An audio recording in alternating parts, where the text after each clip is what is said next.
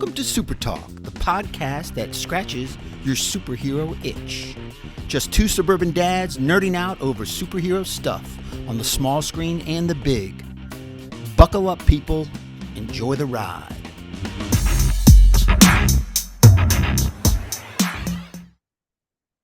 Welcome to Super Talk, the weekly podcast dedicated to news and reviews of comic book media on the big and small screen. This is episode 144.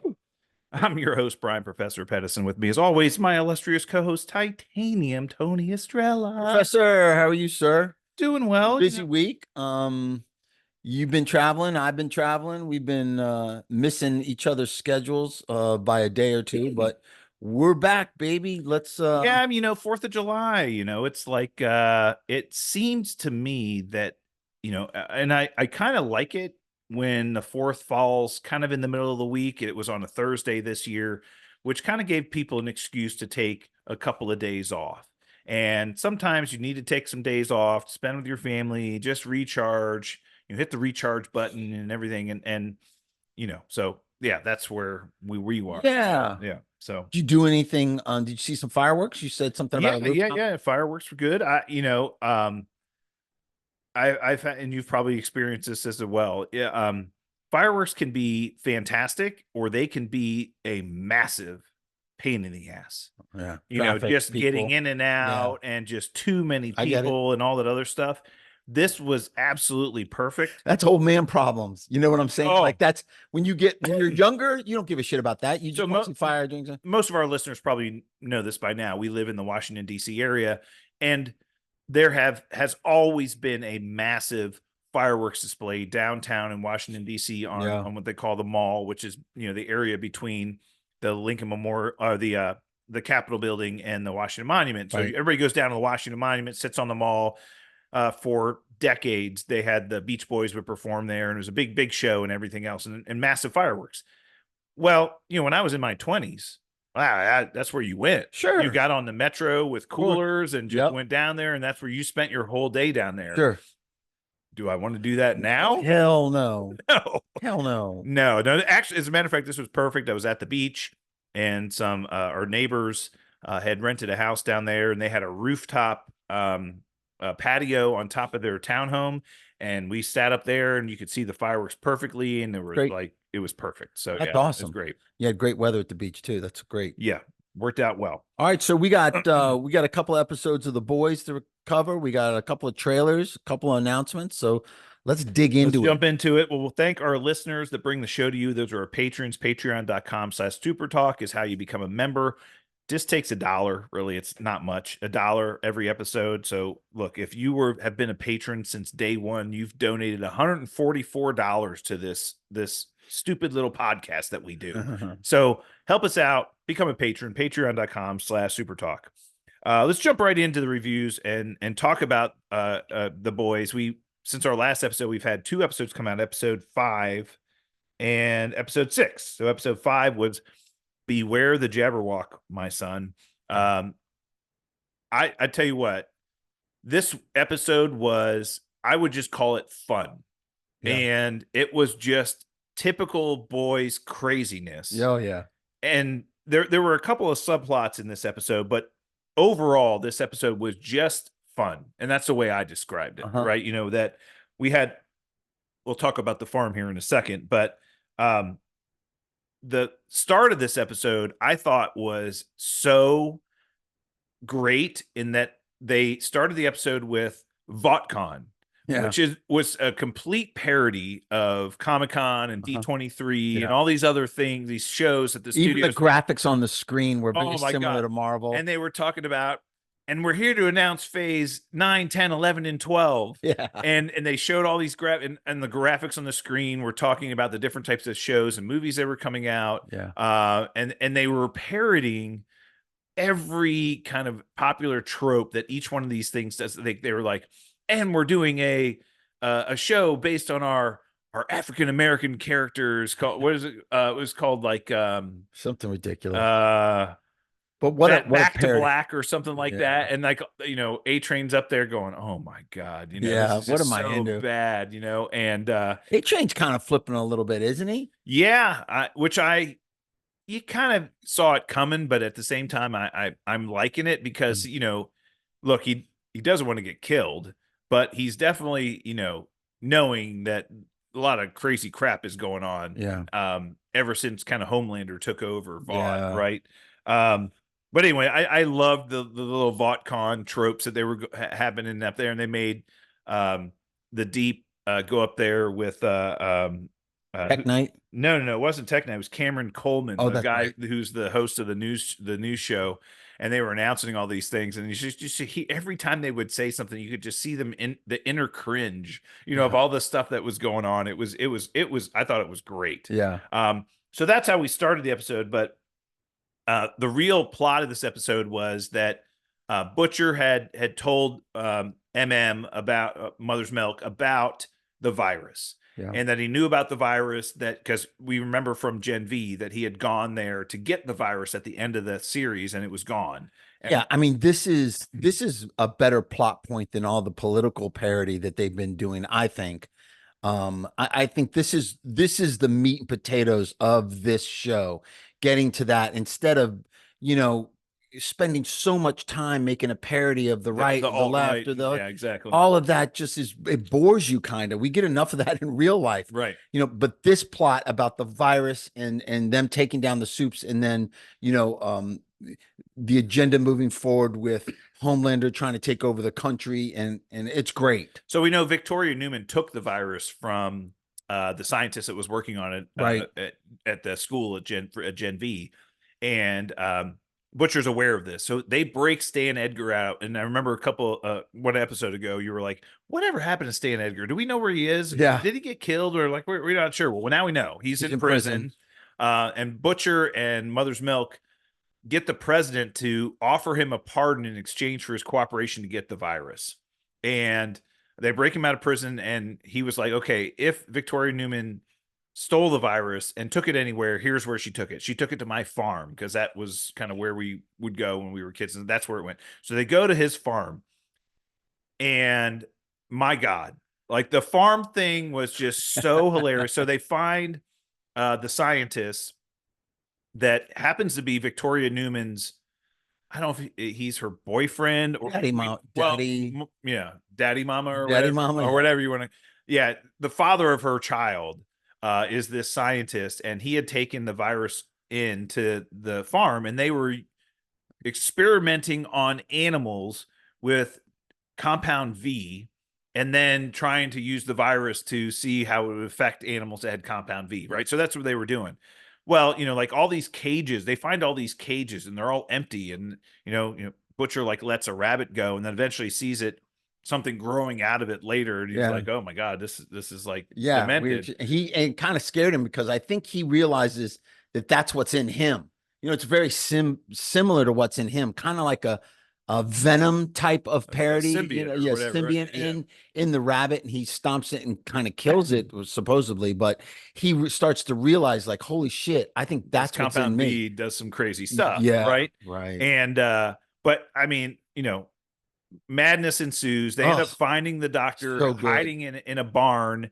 And there's like the killer sheep that fly. Well, first there was like the killer bull, and they're like, "Oh my God, this bull's gonna kill." Well, first the chickens that were bulletproof, and then they had the killer bull, and then these killer sheep come flying in and eat the bull, and then they have to run from them. And so the only way they can escape, these killer sheep are like flying around, like eating everything, and the only way they can escape is they come up with this idea. They have one dose of the virus left, right, and they end up injecting it into a body of somebody who had gotten killed already, and they throw it out and say, "Okay, well, if the sheep eat the virus, it transfers via bodily fluids, they'll eventually die," and it ends up happening. But that was the last dose of the virus. Crazy. So crazy. And we'll kind of talk in a minute about the last thing that happened. But anyway, they lose the virus effectively. The other plot point of the story is Hughie's dad is now awake. How great is Simon Pegg in this episode? Fantastic. He is fantastic. So the whole story behind his connection to this show, right? No. So the writer of the Boys comic book modeled Hughie, the character Hughie, after Simon Pegg. Oh, really? Yeah. So if this show had been made 15 years ago when the comic books came out. Shaun of the Dead. Right. Yeah. Exactly. Yeah.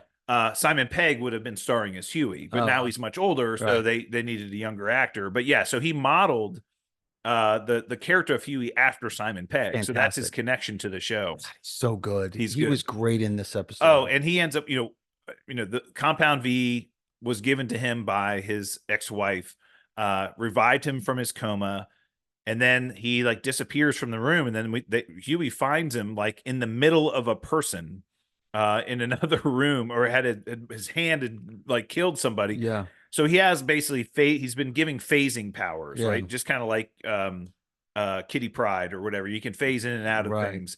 Well, he can't control it. He has no idea what's happening, and he's also going crazy. Yeah. And he ends up like not knowing who people are. He thinks Hughie's still a kid, but he's actually an adult now. He sees his ex-wife and he's mad at her for leaving him. And he's just basically going nuts. So great. I mean, what a great scene. That was brilliant. Simon Pegg was brilliant in that. Eventually they corral him and kind of convince him to kind of give up, and they end up euthanizing him and kind of. Yeah, Hughie understands that that's not the life that he wanted to live, and he wasn't going to give it to him in the first place. Right. Kind of fell out of his pocket, and his mom saw it and gave it to him because that's what she thought he wanted. But yeah, that was a great episode, great writing, great storyline. I like that part a lot. And then when he died, I was like, wow, that was tough. And it's going to affect Hughie. We'll see that going forward. Yeah. But his dad was, he was very close to his dad. As much as he drove him crazy, he was very close to him. But the two final scenes from the episode are very kind of, lead into the next episode. We find out that Butcher, so they couldn't find Dr. Samir. They couldn't find him after the sheep. Well, they died. found a leg. They found one of his legs. We couldn't find the doctor, but we found a leg. And so the theory was everybody felt like, well, the sheep must have gotten him. Right. He's dead. He's dead. We find out that Butcher had kidnapped him and cut his leg off. Yeah. And kidnapped him, said, "You're going to make me that virus." Right. And basically he's, threatening him. That's pretty good. Yeah. Yeah. He said, I want you to replicate or recreate the virus, or you're going to die. I'm basically going to kill you. And him and Joe are there kind of doing this together. Yeah. And the other scene at the end of the episode was, we know that Ashley had been working with A-Train to kind of cover up A-Train. A-Train was being suspected by Sage as the insider in the leak of all the stuff. And Ashley had planted some information on that Cameron Coleman's phone to make it seem like he was the source of the leak. Her sub lover that she stepped on his ding dong. Yeah. Well, and he broke up with her this episode. So she wanted some revenge. Well, anyway, Homelander's like, we're going to have to start getting nasty. And he basically tells the Seven, time for you to, exact your retribution. And they kill Cameron Coleman. So A-Train feels like he's in the clear now, right? That somewhat, the leak has been found, right? Right. And then we go into episode 6, which is titled Dirty Business. And this was a banger. I mean, this was the best episode of the season so far. Yeah, I think so. Very reminiscent in some ways, not as crazy, but in some ways to the Herogasm episode from last season. Right. So Tech Knight is hosting a party at his mansion. So Tech Knight is the Batman kind of parody. He's a parody of Batman and Iron Man. Right. In the comic books, he has no powers. He has a lot of money and he makes armored suits like Iron Man does. And that's kind of who he is. Right.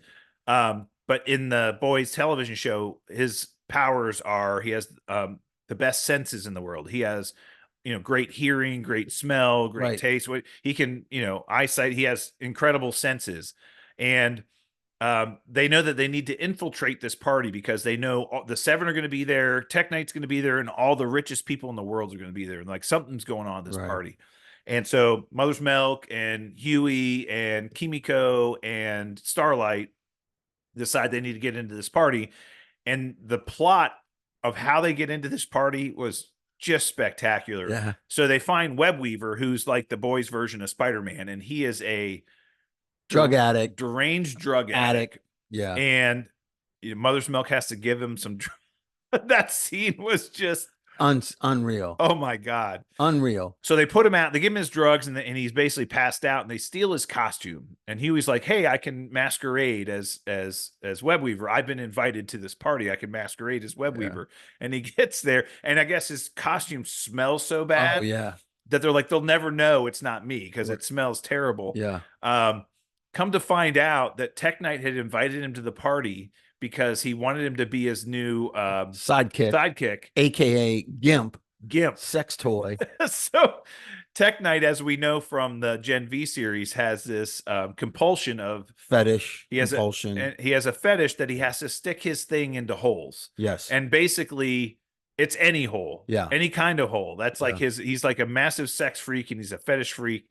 And just the whole thing of Huey having to go through that down there. And it was his bat cave, aka his supposed bat cave is really like a dungeon, like an SM bondage kind of freaky toys and all this stuff. It's just crazy. It was insane. This thing, and Tech Knight, what a great character he is. What a psychopath. Well, he was. Yeah.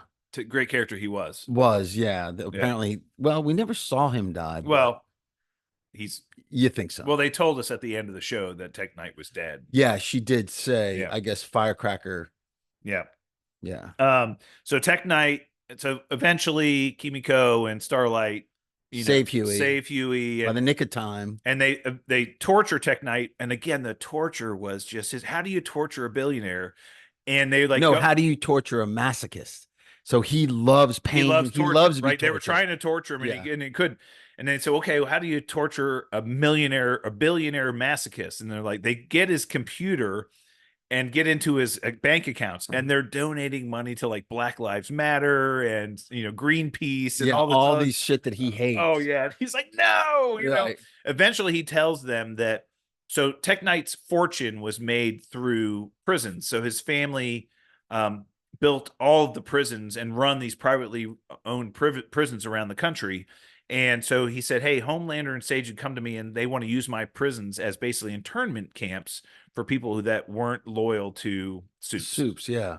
And basically they're going to do like a Nazi version of taking over the country and putting regular humans into internment camps while the Supes run the world. The midst of this, Sage gets shot in the head, and she becomes kind of dumb and misses out, and Homelander needs to explain to all these 1% or 1% Newman need to explain to them what their master plan is. And Newman kind of comes in and sells it, and actually closes the deal on the 1% of the 1% of the people, the people that they need. She's basically like, look, once I become president, I'm going to remove all regulations on the super wealthy, and you'll be able to make money hand over fist. And they're like, okay, sounds good to me. Right. So we kind of know what the plot there is. The other two massive things that happened this episode. So Firecracker had been had a confrontation with Starlight in the mansion, and Starlight ended up, apologizing to her for all the nasty things she did when they were kids in the pageant circus. And then ended up drugging her. And Firecracker goes to Homelander and admits, I saw Starlight there, and she took me out. And Homelander was like, "Oh, you let her go." You basically let her go, and I had higher hopes for you, and I don't want to hear it. And she's like, "Wait, I have something to tell you." And she's like, basically said, "I'll do anything for you. You're the reason why I'm here," and all this other stuff. Come to find out, she's been taking drugs to basically give her milk. Yeah. To basically make her breast produce breast milk. And she squirts Homelander in the mouth. He's like, "You did this for me? How crazy." And the ending scene was him like lying on her lap, nursing. Yeah. She's like, "You're being such a good boy." He's got him. Oh yeah, he's got him wrapped around his finger now. Sage might be the master manipulator, and I'm not sure her angle yet. I still think she's got some. Well, kind Firecracker of did say the last episode, keep underestimating me, and it's gonna, it's gonna come bite you in the ass. Yeah, because they kind of shunned her at the mansion. Right. She tried to get in on their conversation, and they kind of blew her off. Like, what? This is a private conversation. You need to go away. Right. That she didn't sit well with that. I don't. But that was just so. So the boys. No question. That's the boys. Do you think Sage has got a good or an evil plan of attack here because I think she's setting something up. I think she's trying to do something. Her story about how she could cure cancer and did for her grandmother, but no one believed her, no one listened to her, no one wanted to put the effort in to help her grandmother and cure it. I think she's pissed, right? Yeah. So she's angry, Yeah. and she's using this platform to kind of as an output for her anger. Yeah. And Maybe seek revenge. she sees Homelander as a vehicle towards kind of, and ultimately I think her end goal would be to be the person in charge. Right. She's basically, I think from her perspective, she's making Homelander seem like he's the one in charge, like he's the one with all the great ideas, Right. like he's the one that's going to be executing on the plan that she's coming up with. Right. But I think ultimately she would turn on him. Right. And we'll see kind of what happens. Yeah, but, I'm interesting to see now because I did not like her at first, but now her character is starting to really get deep and have all kinds of tentacles that could really go in some really cool places. So, well, she's, the strategy she's come up with has worked so far. Yeah. And she didn't see getting shot in the head. Well, she kind of knew that if she got shot in the head, it wouldn't kill her because her one of her superpowers is she has a ever regenerating brain. Yeah. Right. Because we saw in previous episodes that when the Deep would give her like a lobotomy, like it would make her dumb and let her kind of check out for a little bit, and then she would eventually regenerate and come back. So we knew that getting shot in the head wasn't going to kill her. No. Make her dumb for a little bit, right? But the last scene was one, and again, all credit to Titanium. He called this one on our last episode that Joe, the other CIA agent that Butcher's been working with, is a figment of his imagination, just like his wife is. Right. And we now know that he's been seeing the visions of his wife and Joe, and it's all a product of the tumor that's in his head. Yeah. And now, though, I don't know if it's one tumor or two tumors, but Joe made it seem like he was sentient and that he was the tumor in his brain. Right. And he's like, I'm the one that killed, what's the name of the Ezekiel. I'm the one I killed Ezekiel for you. I'm the one who did that. So like, as you said, it's like a sentient tumor that's living like in Venom. His body, but now like Venom. Yeah, exactly. It's talking to him. Yeah. Yeah. And the good part of that Venom so is it's the good and evil, like his ex-wife, the yin and yang of is the good person, and Joe's the bad person, telling because he finds out from Samir. He says, you need to recreate this virus. You need to make it strong enough to take out Homelander. And he goes, the only way to do that is to make it airborne. Yeah, it'll be airborne. If it gets to that poison level, it will be airborne. And it will kill every Supe. Every Supe. Anybody who has Gen V running through their veins. So his wife's son. Ryan. Including, Butcher. Victoria Newman. Including Butcher. And including... Starlight, including Kimiko, and it's like going to kill everybody. And Joe's like, this is the end goal. This is what you wanted. Right. What are 2 or 3 people, that you care about in the grand scheme of things? You're taking out everybody that's bad. But it'll kill Butcher too. It'll kill him.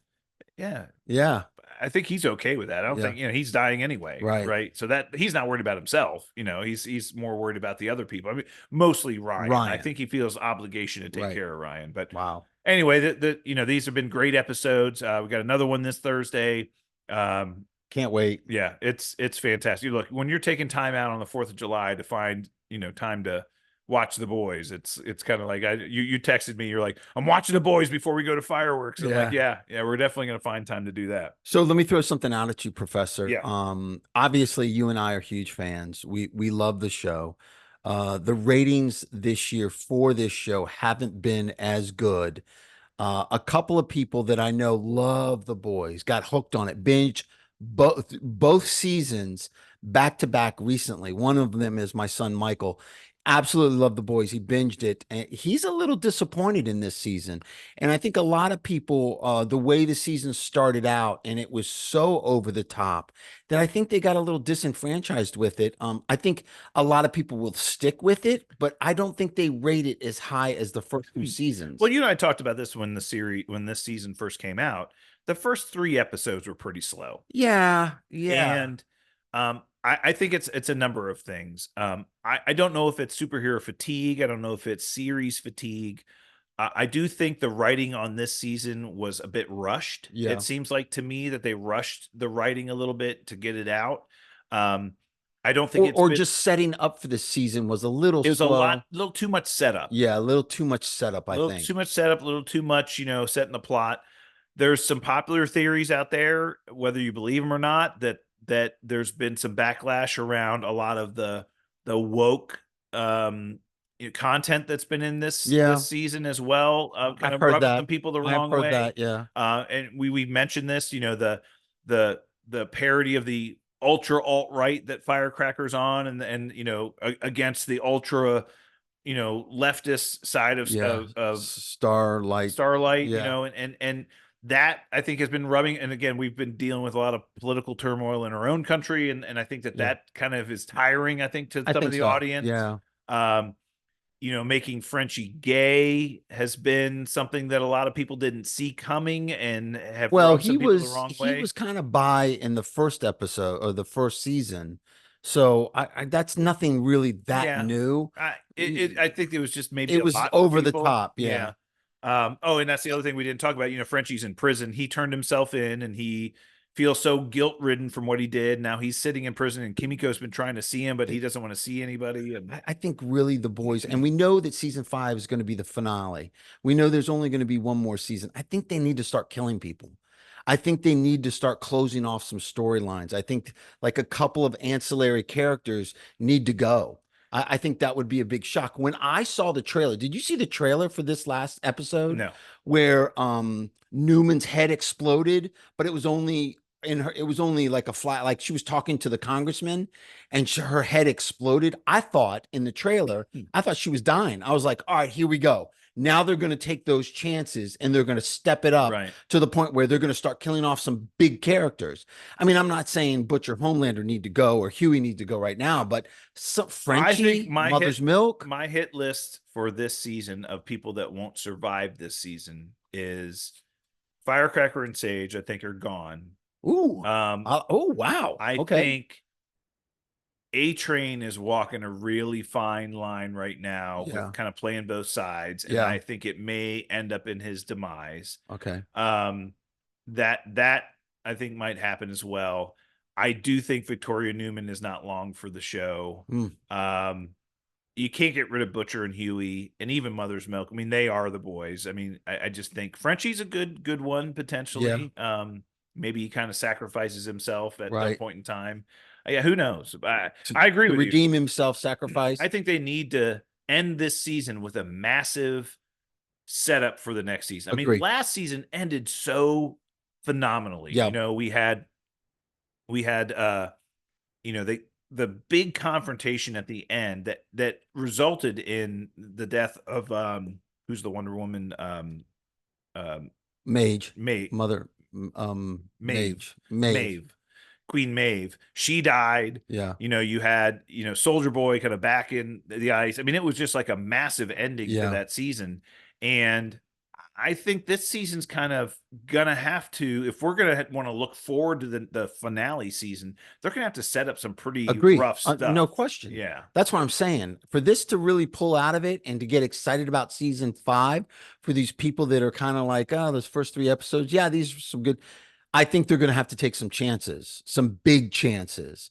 So looking forward to it. Yeah. All right. 2 more episodes. Right? Is there 8 episodes in the series this season? Oh, please tell me there are 2 more.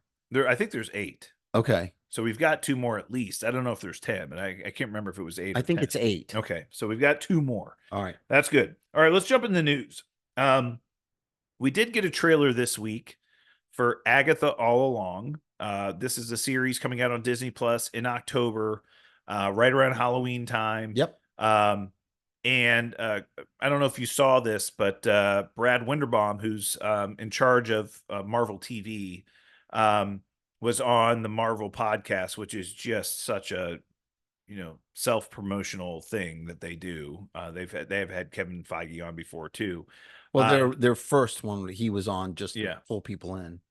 Right. Well, yeah, Brad Winderbaum on this. They got nothing on us. And his review, he talked a lot about. So Brad Winderbaum's got to start at Marvel as part of Marvel Animation, and so he's been very involved with What If, been very involved with the Friendly Neighborhood Spider-Man series is coming out before the end of the year. He's been very involved with X-Men 97. He's been very involved in the animated side of TV. Well, now he's kind of running all of TV there. And, the show kind of asked him his, opinion of Agatha all along, and he didn't really have a lot of great things to say about it. It's like, like he really didn't know what was going on there, which seemed really weird to me. His comments were really like, it's a very scary, it's a Marvel scary show. Yeah. It's going to be scary. Like, well, what do you mean scary? Like frightening, like it's designed to be frightening. And I'm like, oh my God. Yeah. And the trail, I don't know. I'd love to hear your opinion, but I mean, my take on the trailer was it seems like it's a big step right out from WandaVision. We see Agatha as she's a cop working in a small town, investigating murders. And Aubrey Plaza's character finds her and says, you're trapped in the life that she made for you. Yeah. The Scarlet Witch made for you, and kind of breaks her out of that. And then kind of trailer goes on to see that she kind of is getting back to her old self, but she doesn't have any of her major powers. Yeah. She doesn't have her magic's not working anymore. Right.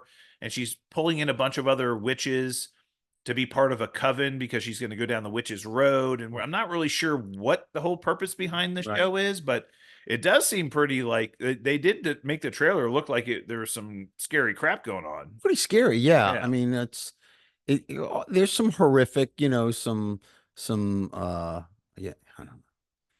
Dude, my honest opinion, this isn't for me. It's not my show. I mean, I'm not a big horror person. But to me, this was a step up from Hocus Pocus. Right. I mean, this is like the haunted house without Eddie Murphy. And I really think Disney, and listen, a lot of this was made back when things were being very like, this is a leftover. This is a leftover. Right. And so is Ironheart is a leftover too. This is a leftover. This is like, at least Captain America, they went and reshot almost the whole fucking movie. But this is a leftover from before, and they're putting it out. And to be honest with you, the excitement level is super low. I think a lot of Hollywood shills and a lot of people are so excited about it, and they're faking how great this is going to be. But come on, people, be honest with yourself. I'm going to be honest with you. This doesn't look great. This looks like a CW show at best. They basically they said Catherine Hahn was so great in WandaVision. And she's great. She was great in WandaVision. She was amazing. But it was like, she was so great, let's give her own series. And that's what happened. It was like everybody loved her. She was fantastic. Let's give her own series. And we've seen this be done a lot before. Yeah. Do you remember Joey? The show Joey. Oh yeah. From Friends. Friends. You had Friends, and the Friends show ends after 13 Joey. seasons. The Friends show is over. It's like, oh, Joey was everybody's favorite character. Let's give him his own show. Yeah, that didn't work out very well. So, I mean, we've seen this done a lot of times, and it's like, look, we've talked about this at length on our program. You're taking small, inconsequential characters that nobody knows very well, and shoving them down the fans' throat, and saying, hey, let's make everybody watch this stuff about these people that nobody really cares about. Now, the only caveat I'll give to why this show may be relevant, and this is what I'm trying to, hopefully you and I will learn a little bit more about this at Comic-Con, and I do think they're going to be spending time talking about it there, because the trailer just came out. They're going to want to promote it and all that other stuff. Are there going to be repercussions down the road that come out of this show that then tie into future Marvel projects? Specifically, there have been numerous rumors that Elizabeth Olsen is coming back as for a Wanda. Yeah, that she's coming back for her own movie, the Scarlet Witch movie. That the Scarlet Witch is coming back. Yeah. Rumors. Right, rumors. But big time rumors that she's coming back. Does this show set the pathway for her to come back, or does she come back in this show? I think we can go back to Wanda. Is it gratuitous to bring her back in this show just to get the ratings? Right. You know, we can go back to WandaVision, and we've talked about this before. Loved WandaVision. Right, but the theory there was that Doctor Strange was going to show up at the end of the show as a lead into the next Doctor Strange movie, which Wanda was in, prolifically. No question. And that didn't happen. And mostly they said is because of COVID and travel restrictions and all kinds of other things for Benedict Cumberbatch. But is she going to show up at the end of the show? Is this her coming back? Is this going to bring her back into the MCU somehow, some way through the Witch's Road and everything else? She just lost and they find her and all this other. If that happens, maybe a reason to watch it. Are there other things? We've talked about this, that Kevin Feige has made mention of this before, that they are setting up the Midnight Suns or the Dark Avengers or whatever you want to call them, that this occult driven superhero team that's focused on, look, we've got Werewolf by Night, we've got Moon Knight, Man-Thing, we've got Moon Knight, we've got Blade, we've got, is this something you're setting up with this series? Are you alluding to this? I get it. If that's what you're doing with this, if your end goal is to use this as a setup to something bigger and more important and better, maybe it's worth watching. Yeah. I agree with you though. If it's 6 to 8 episodes and it's hard to watch just to get to that, and it's a bunch of weird witches B-list, playing B-list characters. No, C-list characters. B-list actors. And C-list characters playing the Ouija board. I mean, there was a Ouija board scene in there, for Christ's sakes. Yeah. This is I don't know. There was a cool demon in there, and Miss Plaza is one of my favorites. I think she's phenomenal. And Catherine, I'm going to watch it for those two for sure. I'm going to watch it for those two. But I mean, people are losing their minds over Wiccan. Well, who? What? Is this supposed to develop him? I'm not excited. I'm with you. The kid looks a little weird. I mean, I don't think he's really a superhero.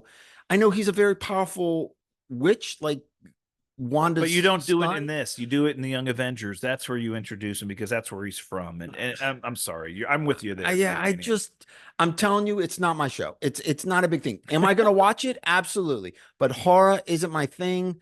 But Werewolf by Night was great. I loved the Werewolf by Night, but I don't think it was the type of horror that this is going to be. But it was one episode. It was true. 1 hour. It was true. Like you could watch. That's true. I mean, if Agatha all along was 1 hour or an hour and a half special, that did all of this. We've talked about this several times. These C list characters should be special.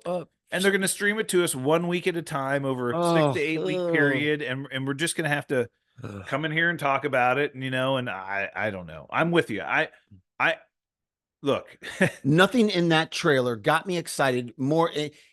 I was down on this show before. Nothing in that trailer got me excited. There was a point in time where we were so excited for anything that Marvel did, like anything, any show, any TV, any movie, anything. There's a ton of content creators out there. We've been disappointed so many times. They're so excited for this show. Look, over the last 3 years, and it's not just Marvel. DC has screwed it up a million times as well. But we've been disappointed so many times.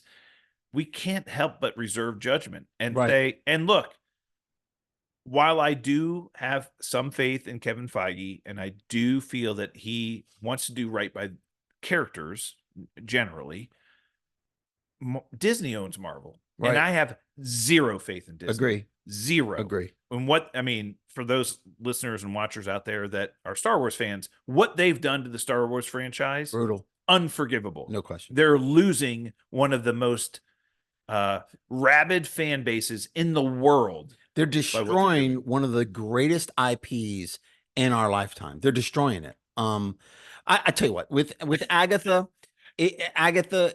I'll watch it for Catherine and Miss Plaza. I will watch it for those two. And if they bring Wanda back in this, if they make reference to or bring in Mephisto in this, which is very possible, that might save it for me a little bit. But you hit the nail on the head with this needs to springboard into some future projects, because if not, if this is a standalone and the characters that we've seen are the only characters that are going to be in this.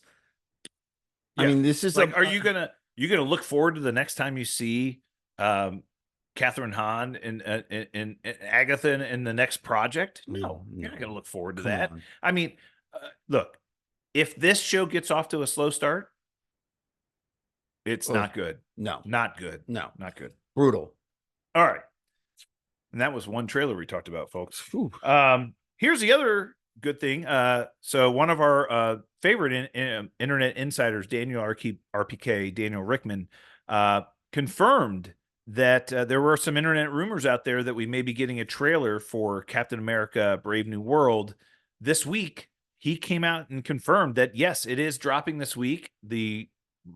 Everybody is saying Thursday now that we're going to be getting a trailer. The 11th. So I've been hitting up everybody on social media, a lot of people that follow us and some contacts that we have on social that we made through social media, saying, I don't understand. Like, why would they release a trailer 2 weeks before Comic-Con? Wouldn't Comic-Con be a really great hype to show it in Hall H and then immediately throw it online right after Hall H? Wouldn't that hype up it even more? I mean, the excitement level for it and the feedback that I got back, and whether it's true or not, I take everything with a grain of salt, obviously, whether it's true or not, but they're saying this is a teaser, and in Comic-Con, they're going to do a full trailer. And that makes sense. If this is a teaser trailer and then we'll get a full trailer at Comic-Con, that makes sense. Then I'm okay with it. And because, teaser trailers are designed to create excitement.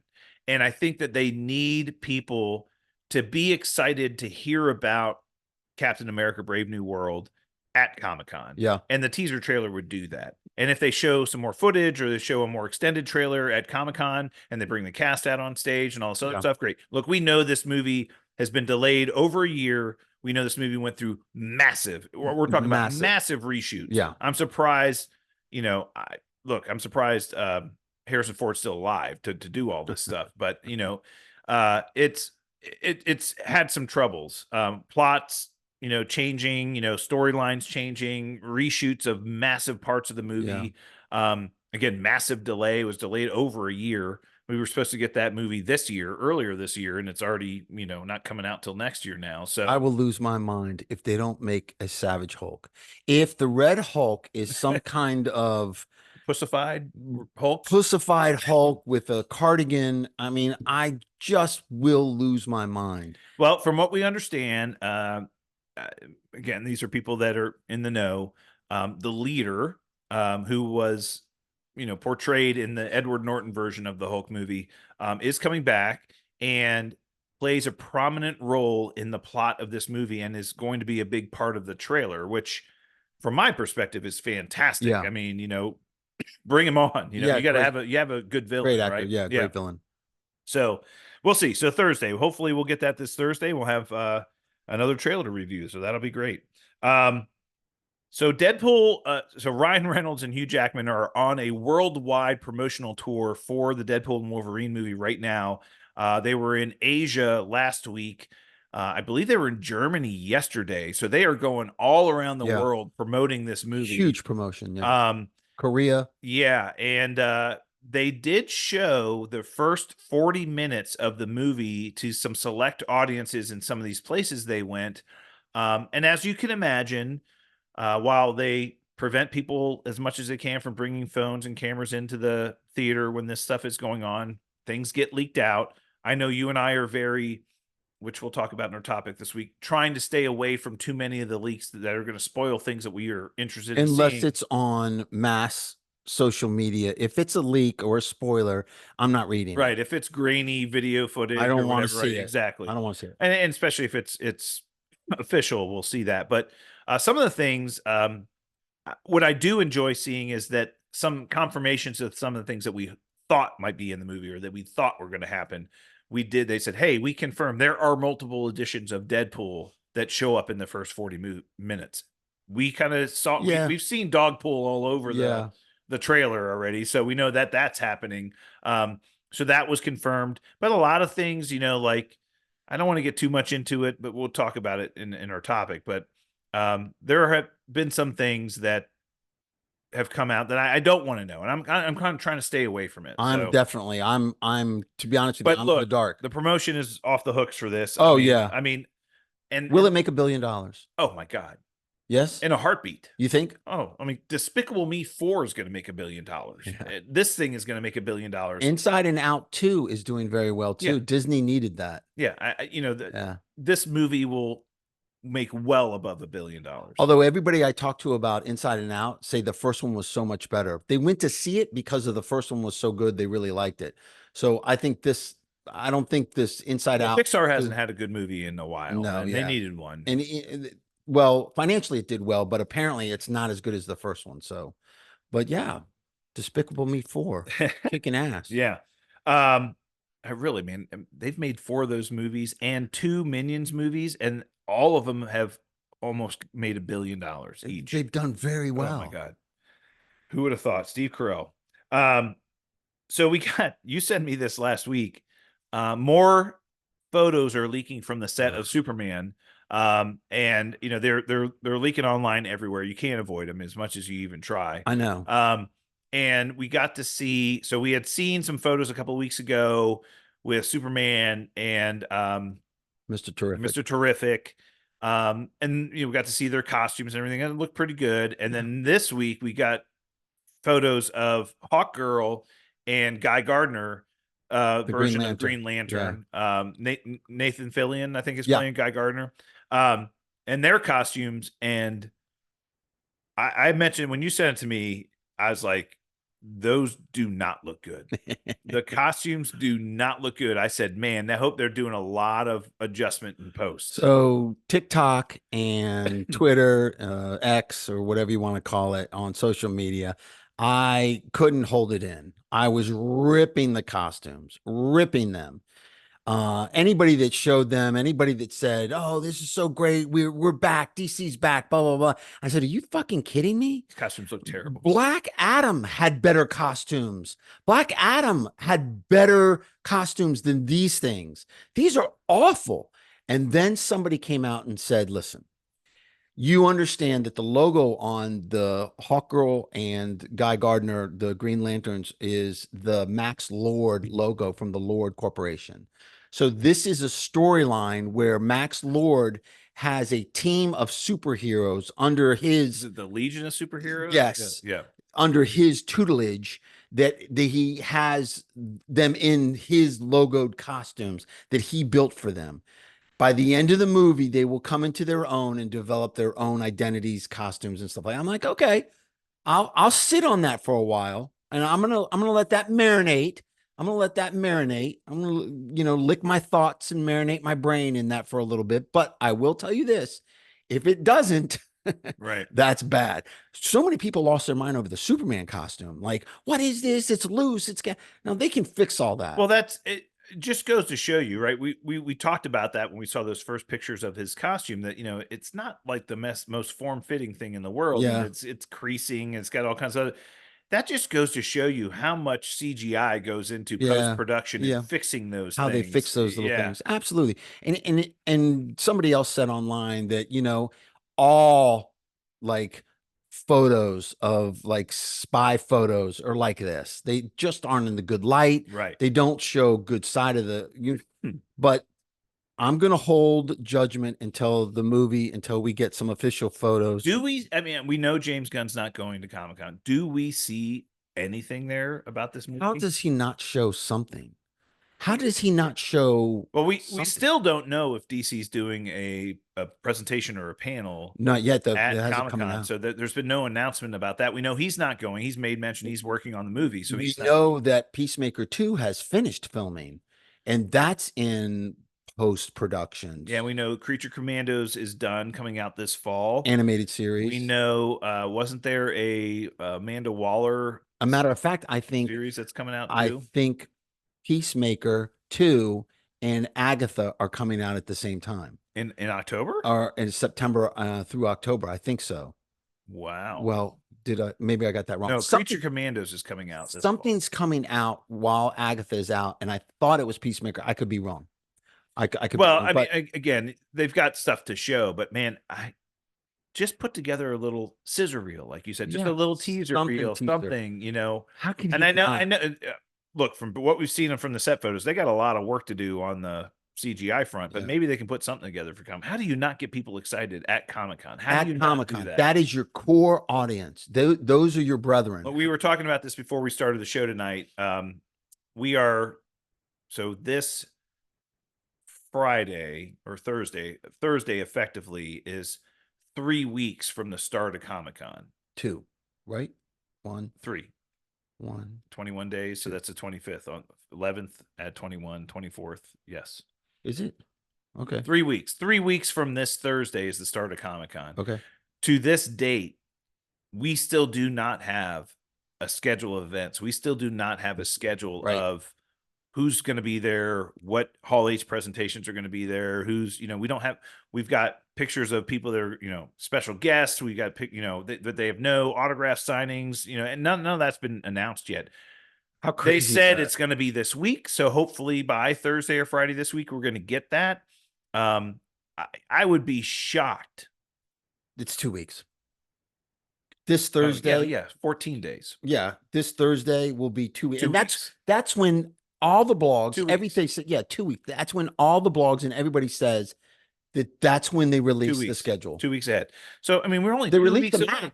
The map is out, right? Right. But if we're only 2 weeks away as of this Thursday, you got to release it. Or you should know who's going to be there or not by this point in time. So again, we don't know. I have a hard time believing DC doesn't want to take advantage of this captured audience and say, we've got the most important movie in the future of the DC universe coming out next summer. We want you to get excited. Yeah. Because the movie comes out before Comic-Con next year. Yeah. It comes out beginning of July, right? Or mid-July. So, you got to do it now. You got to do something. You got to show us sizzle. We'll see. All right. Let's get into our topic of the week this week. And I wanted to talk about, brought to us by our friends over at Studio GG Studios. Some of them may have been Fort on the Cobb, by the way. Yes, sir. I wanted to talk a little bit with you about, so we're in the midst right now of the promotion behind Deadpool and Wolverine that we've talked about. They're going on this worldwide tour. We got the final trailer released today or yesterday, which was a very short one. It's like a 20-second, 25-second long this trailer. Promotional tour is epic. Yeah. They even cut it. Did you see the Bachelor? They got commercial? something with the Bachelor. Yes. They're doing special pizzas with Pizza Hut. They've got so much stuff that's great. The Euro tournament, the soccer tournament, Euro Deadpool threw out the ball. Yeah. He came onto the field and grabbed the ball. Crazy. And we didn't expect anything less from Ryan Reynolds. That's what he does. We remember back from the first Deadpool movie and it was coming out on Valentine's Day and all of the promotions he did over Christmas with the Yule log on the porch, the flaming bag of poo on the porch. It was just incredible. We didn't expect anything less. But my question really is, I think this is the new, and we know how important this movie is to Marvel. We know how important this movie is to the future of Marvel. They need a win. They need a success under their belt. They need to make $1 billion movie. They need this to be successful. And so I can't imagine how much money they're spending on advertising and promotions and cross promotions and everything else for this movie. And it's the only one they have this year. So they can exhaust the movie budget for advertising for this. But there's a downside to that, in that we sometimes get too much information. And we've seen this before, where so much gets released in the trailers that by the time the movie comes out in the trailer in the theaters, you've seen 90% of the movie. Yeah. And it's somewhat disappointing. Right. Marvel has traditionally held back a lot. They give you enough to get you excited, but they don't give away too much that you don't look forward to seeing. You feel you've seen too much? At the moment, I don't. Right. But I'm afraid. You're worried. We only have 2 weeks. Right. And look, Marvel's not afraid of misleading us as an audience either. We've seen this in the past. If we remember with Infinity War, they had this scene of all of the heroes running through the field in Wakanda, and half of the people that were in the field running in Wakanda weren't there. Yeah. They were not part of that scene. They had Hulk wasn't even the Hulk. Right. Yeah. We had the scene of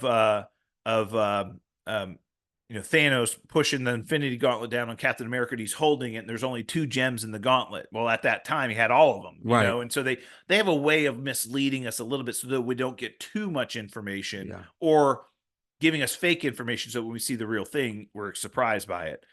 I am afraid a little bit that they've given away too much. So you mentioned before we started the show that last week they released a trailer, a teaser trailer that was the battle of Wolverine and Sabretooth. So we saw from some of the earlier trailers that and some of the behind the scenes footage that Tyler Maine's version of Sabretooth was going to be in this movie. And so that was going to be a cameo we expected. Well, they have like a knockdown drag out fight, and Deadpool's like, okay, everybody's been looking forward to this for years, right? And it was really good. But I'm like, very good. Am I disappointed to know that there's going to be a fight between the two of them? Yeah, maybe a little bit. Right. I would have liked to see that without knowing it. Again, there's a fine line. Look, we're in the information age right now, and I think it's so hard, if not impossible, to keep everything under wraps. No question. If you're going to do outside film production, if you're going to shoot scenes outdoors, anywhere, stuff's going to leak. We've seen all the stuff the past couple of weeks from Superman. We saw a lot of leaks from the set of this movie when it was being filmed outdoors. Unless we haven't seen anything from the Thunderbolts, zero, nothing. And the only reason is because almost the entire movie has been shot indoors in a set in studio. Yeah. And then you can hide everything. You kind of keep it under wraps. But if you're going to do outdoor scenes, this is something that's going to happen. People are going to take pictures. They're going to get on rooftops with telephoto lenses, and they're going to take pictures. Oh yeah. So we can't avoid that. We can't avoid the leaks. You and I think, are the same in that this movie comes out in Asia on the 24th. Mm-hmm. It comes out in America on the 25th.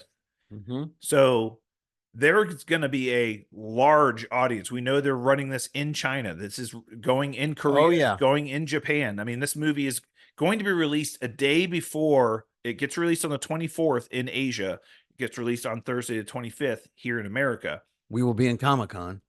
But that day, the 24th, I'm staying completely off the web. Yeah. Because every spoiler, every cameo, everything is going to be, and people are going to want to talk about it. Yeah. And they're all going to be the ones that leaked it out there. So we just have to stay kind of off the internet. Oh, we're shut down. Super Talk will be shut down that Wednesday. We'll be back up Thursday at Comic-Con, but we will be shut down that Thursday. Well, I mean, that Wednesday. Look, we're going to get to Comic-Con on Friday. We fly into San Diego on Thursday. The movie comes out Thursday. We're going to get to Comic-Con on Friday. And I have a hard time believing that a third of the audience that's in the convention center hasn't seen that movie. Oh, no question. I mean, there's going to be so many people there that just went and saw it the night before. You know, they flew into San Diego and went and saw the movie. Sure. Or they flew in Friday morning. Something we need to look for, or that we could potentially take advantage of. They may be doing a special screening for Comic-Con attendees.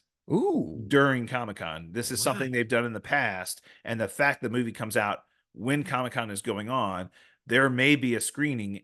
We may have to find a way to get into that. Wow. So what if they do it in Hall H? Wow. Late one night or something. Maybe we do that. We'll figure that out. Yeah. But the question I wanted to ask you was, do you feel like I do think there's a fine line between getting me excited about the movie and getting me to look forward to going to see it. Look, you don't have to convince us much. No. We were going to go to this movie whether you showed one trailer or no trailers. No question. But do they give away too much in the trailers? Do they show us too much? Do they give away too much information? Hard to say, because we don't know what they're holding back, or if they're holding anything back. If they're not holding anything back and the Sabretooth fight is a big reveal and one of the big events in this movie, then yes, then I'm disappointed. It doesn't seem like it is, though. It doesn't seem like it is. It's something that happens pretty early on. Right. To your point, If it is, then yes, it's a huge disappointment. But I think Ryan Reynolds is a little bit smarter than that. I think he's pretty cagey. He's going to give us a little. There's certain things that they've completely held from us, right? Absolutely. I think there's big surprises are under wraps. I think we're going to unfortunately hear chatter about it at Comic-Con. But that being said, I still think we're going to have some big surprises, some big reveals, some big cameos in this movie, and I can't wait. Yeah, I can't wait either. So I don't know if you remember this. Back when Avengers Age of Ultron came out. Great movie, by the way. Yeah, really good movie. When that movie came out, if you remember, the first couple trailers, and they were promoting the movie, and we were all excited about it because this was like, the next big Avengers movie, and Ultron was in it. It was going to be really cool. They showed, if you remember, like the last trailer that came out like a week before the movie came out. It was like a week. Yeah. The end of the trailer had Vision's face come up on the screen. Yeah. And they had shown none of that. Nothing about Vision, none of Vision at all in any of the trailers we had seen before. No indication that he was even in the movie. Right. And then right at the end of the trailer, they had Vision's face come up onto the screen, and everybody got excited. Yeah. I remember being in the theater, seeing it, and go, "Oh my God, that was awesome." Yeah.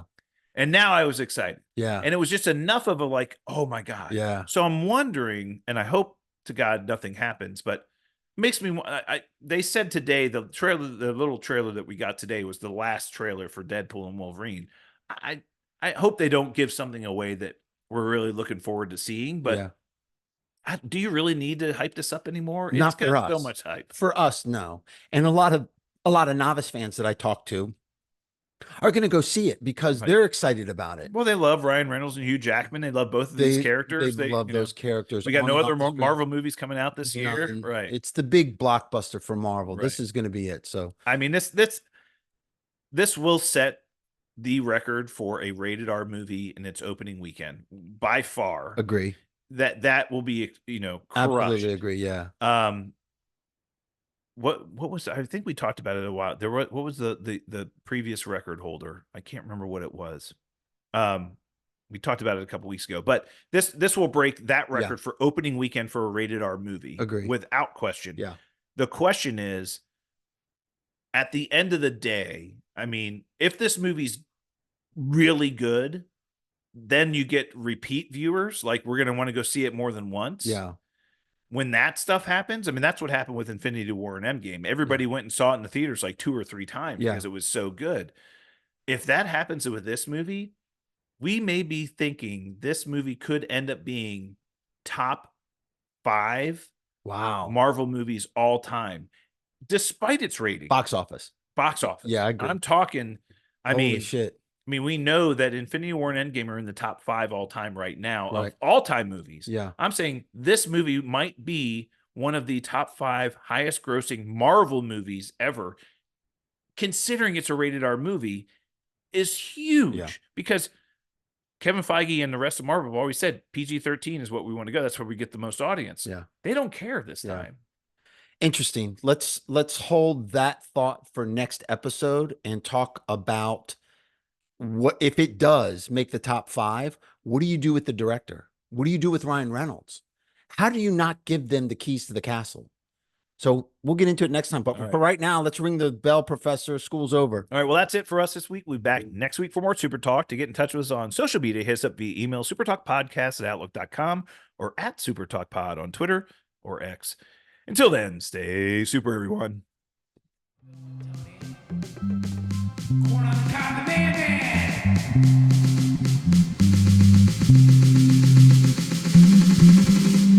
Black Viper. Everyone likes this game. Haters gonna hate.